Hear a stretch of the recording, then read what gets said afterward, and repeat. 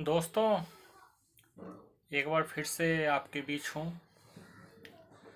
तबीयत थोड़ी नासाज चल रही है और इसमें देश में चल रही सर्द हवाओं का हाथ कम और सत्ता के शीर्ष से चलने वाली राजनीतिक हवाओं का हाथ ज़्यादा लगता है। अब जबकि किसान आंदोलन देशव्यापी हो चुका है, यह सिर्फ पंजाब और हरियाणा के किसानों तक सीमित नहीं रह गया है। नासिक से लाखों लाखों की संख्या में किसान मुंबई पहुंच रहे हैं। देश के अन्य राज्यों में भी किसान ट्रैक्टर रैली निकाल रहे हैं। तो क्या अब भी मोदी सरकार कहेगी कि यह किसान आंदोलन सिर्फ मुट्ठी भर किसानों का है? आज देश में 60 करोड़ लोग किसानी से जुड़े हुए हैं। जिस देश की आधी से ज़्यादा आबादी किसानी से जुड़ी हुई हो, उन किसानों की बात को बहुमत का दम भरने वाली सरकार नकार रही है। उनकी किसानी की आज़ादी को कुचलने का प्रयास किया जा रहा है। उनसे किसानी का अधिकार छीनने की कोशिश की जा रही है और यह कुछ मुट्ठी भर कॉरपोरेट के हवाले करने की साजिश है। आखिर किसान क्या चाहते हैं? किसान नहीं चाहते कि उनके लिए 9,000 करोड़ में बोइंग विमान खरीदे जाए, जिसमें विलासितापूर्ण सफर कर सके। किसान नहीं चाहते कि उनके झोपड़ों को 20,000 करोड़ रुपए खर्च करके सजाया जाए। किसान 15 लाख का सूट भी नहीं चाहते हैं, न ही महंगी घड़ियां और महंगे चश्मे जो कि चौकीदार और प्रधान सेवक बताने वाले पहना करते हैं। किसान सिर्फ किसानी का अधिकार चाहते हैं। किसान सिर्फ एमएसपी की गारंटी चाहते हैं, जो कि उनका अधिकार है। और इस अधिकार को वंचित रख के कोई भी सरकार इस देश में शासन नहीं कर सकती, चाहे वो मोदी सरकार हो या कोई और। आखिर मोदी सरकार 3 काले कानूनों को लागू करने पर क्यों आमादा है?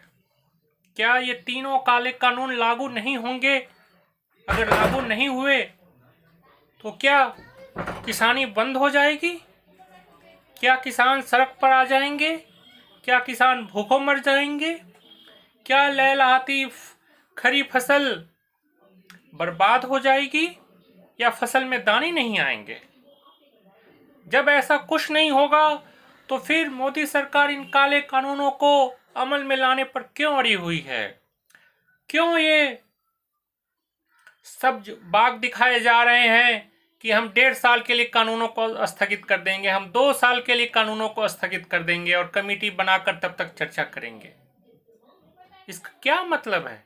अगर आप किसानों का भला चाहते हैं तो कानूनों को रद्द कीजिए और ऐसे कृषि विशेषज्ञ और किसान नेताओं की कमेटी बनाएं जिनका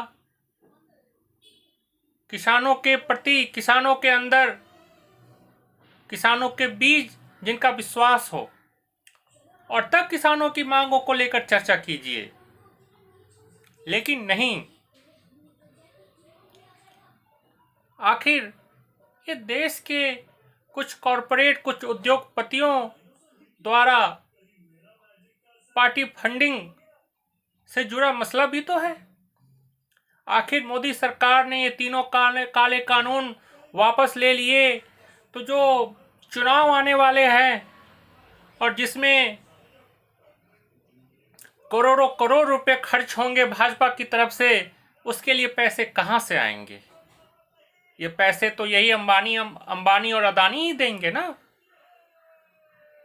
तो मोदी सरकार स्वेच्छा से ये काले कानून कभी वापस नहीं लेगी, और ये सिर्फ आंदोलन भर से ये संभव नहीं होगा। इसके लिए जरूरी है कि मई में होने वाले 5 राज्यों के चुनाव में भाजपा को सबक सिखाया जाए, भाजपा को उसकी जमीन दिखाई जाए, भाजपा नेताओं के अहंकार को धराशायी किया जाए, उन्हें ये बताया जाए कि लोकतंत्र में जनता सर्वोपरि है, ना कि सरकार। और एक बार बहुमत मिल जाने से कोई भी सरकार निरंकुश होकर शासन नहीं कर सकती, कोई भी सरकार मनमाने फैसले नहीं ले सकती।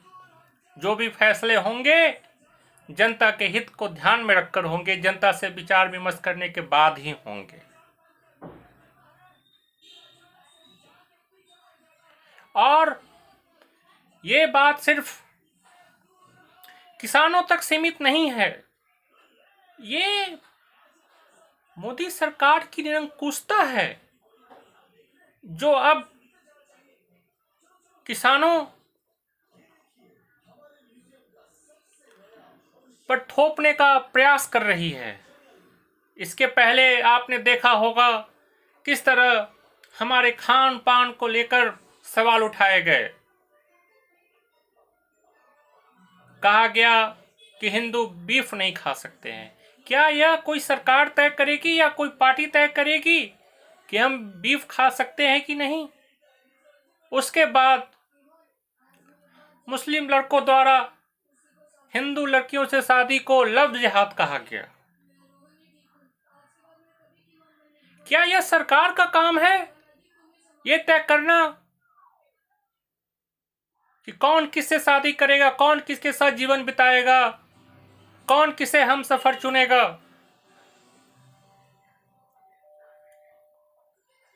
लड़कियों की पोशाकों के ऊपर भी सवाल उठाए गए और कुछ मानसिक दिवालियेपन के शिकार भाजपा नेताओं ने तंग कपड़ों को बलात्कार का मुख्य कारण माना। क्या ऐसे नेता और ऐसी पार्टी कभी देश का भला कर सकती है जो 21वीं सदी में, जब लोकतंत्र अपने चरमोत्कर्ष पर पहुंचने की कोशिश कर रहा है, हमारी सोच, हमारी अभिव्यक्ति की आजादी,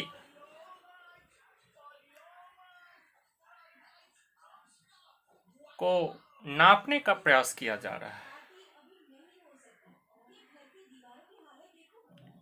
ये सरकार का एकमात्र मकसद सिर्फ चुनाव जीतना है, चुनाव दर चुनाव, चुनाव दर चुनाव। और इस चुनाव जीतने के लिए वो एक खास तरह का जनमत तैयार करने में लगी रहती है। वो कट्टर जनमत जो अनभक्त की तरह उसके पीछे चले, और ये जनमत तैयार करने के लिए ऐसे मुद्दे उठाए जाते हैं, खान पान से जुड़े मुद्दे, लव जिहाद से जुड़े मुद्दे, पोशाकों से जुड़े मुद्दे, पिछली सरकारों द्वारा भ्रष्टाचार के मुद्दे, पंडित नेहरू को प्रधानमंत्री बनाने के मुद्दे, ये कहना कि सरदार पटेल इसके लिए ज्यादा उपयुक्त उम्मीदवार थे।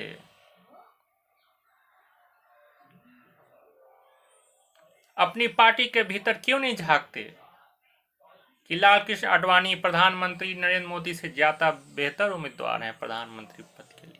और जिस लालकृष्ण आडवाणी ने गुजरात दंगों के बाद नरेंद्र मोदी को हटाए जाने का विरोध किया, नरेंद्र मोदी को सत्ता में बनाए रखा, उस लालकृष्ण आडवाणी के साथ प्रधानमंत्री नरेंद्र मोदी ने कैसा बर्ताव किया? उन्हें अपमानित करने का कोई मौका नहीं छोड़ा। वो प्रधानमंत्री मोदी और भाजपाई पंडित नेहरू, सरदार पटेल के अपमान की बात दोहराते हैं।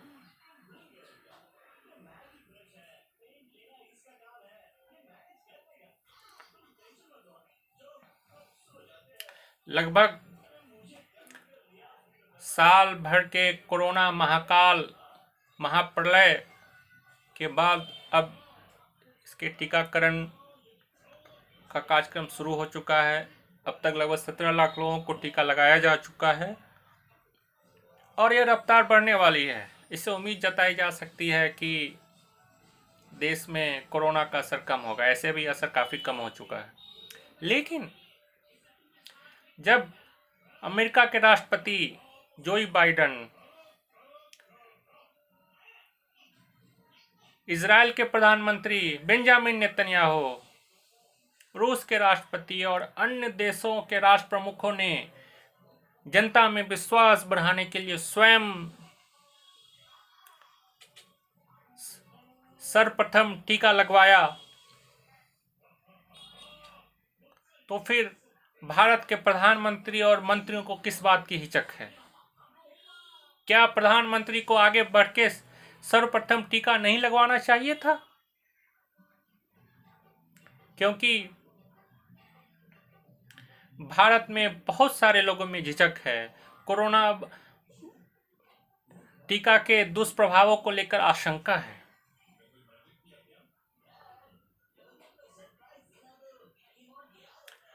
थोड़ी बात अर्णव चैट लीक पर भी कर ली जाए। जो अर्णव अपने स्टूडियो में चिल्ला चिल्ला के देशभक्ति का सर्टिफिकेट बांटा करते थे और विपक्षी दलों को देशद्रोही, देश विरोधी करार दिया करते थे, उनके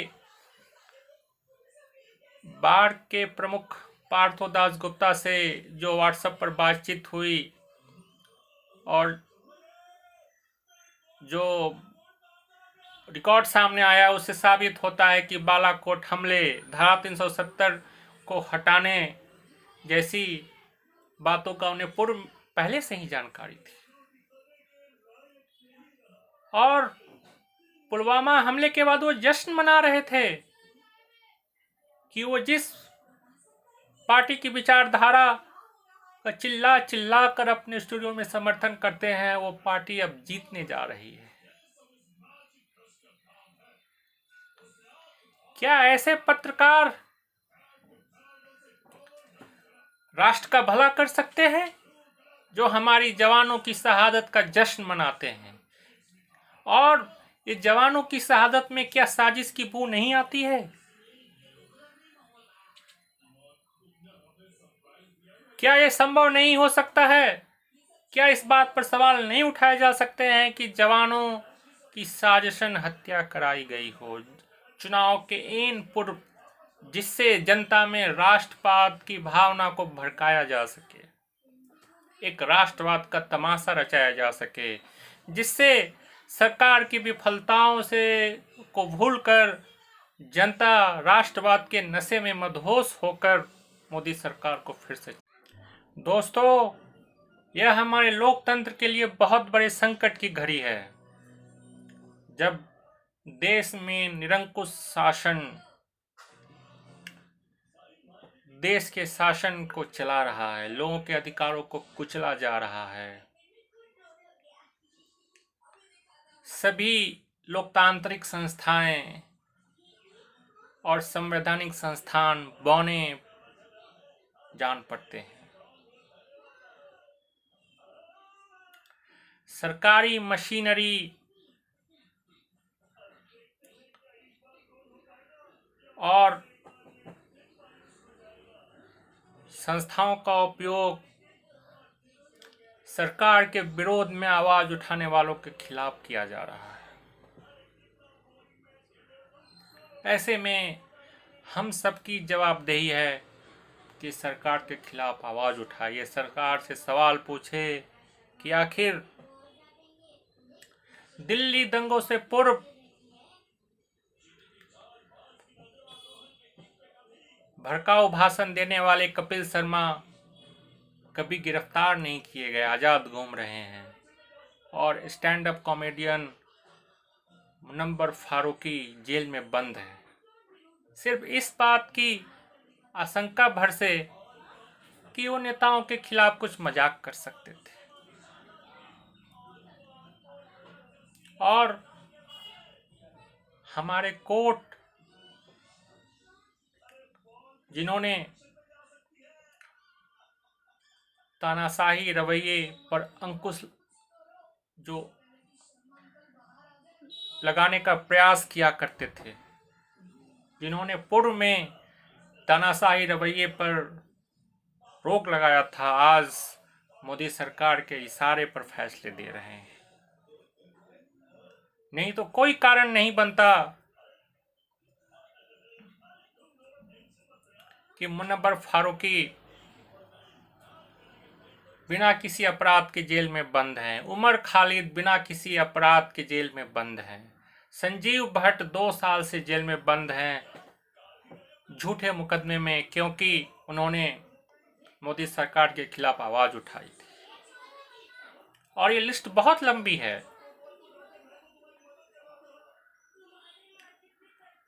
इसलिए लोकतंत्र के दमन की इस घड़ी में